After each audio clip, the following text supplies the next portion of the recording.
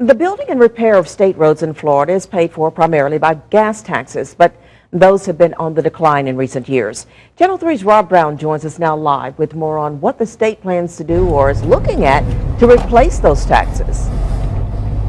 Sure, over the last few years, we've seen more fuel-efficient cars and some cars that don't even use gas becoming more popular. And that means the amount of money that comes in on that gas tax goes down. There's less to fix roads. Now the state legislature has an idea about ways they might be able to raise more money, but it might be charging you by how much you drive overall.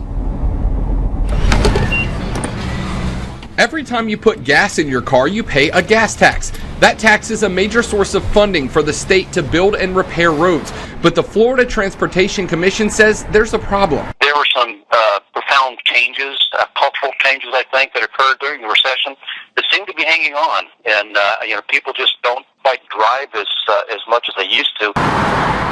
Fuel-efficient cars and more recently declining gas prices have decreased the amount of money the state receives from gas taxes. FTC Deputy Executive Director Mark Reichert says the state hasn't reached emergency status yet, but that it should be looking to the future. We don't want to wait till it becomes a crisis here in Florida.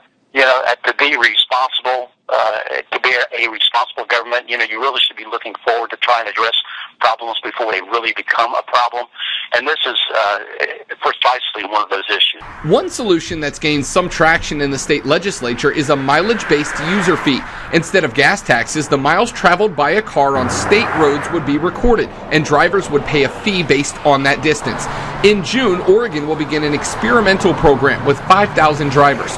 Reichert says Florida can wait to see the results of that experiment. Two bills currently in the state legislature propose funding for studies to determine if the system might work here. One major concern expressed, how vehicles might be tracked and whether drivers' exact locations would be made available. County Commissioner Nathan Boyles, who sits on the West Florida Regional Planning Council, says that concern and others are why Florida should be looking for the next step now. Oh, absolutely. Something that bothers me on a personal level, and I think that's why it's a good time to start that conversation where we're decades out potentially from the actual need to implement this type of technology. Now, Reichert says that other states, including Indiana and California, are also looking at potentially adopting a similar strategy. He says it might not work unless that whole system goes entirely nationwide. They hope that might be the case in the future. Reporting live in Okaloosa County, Rob Brown, Channel 3 News.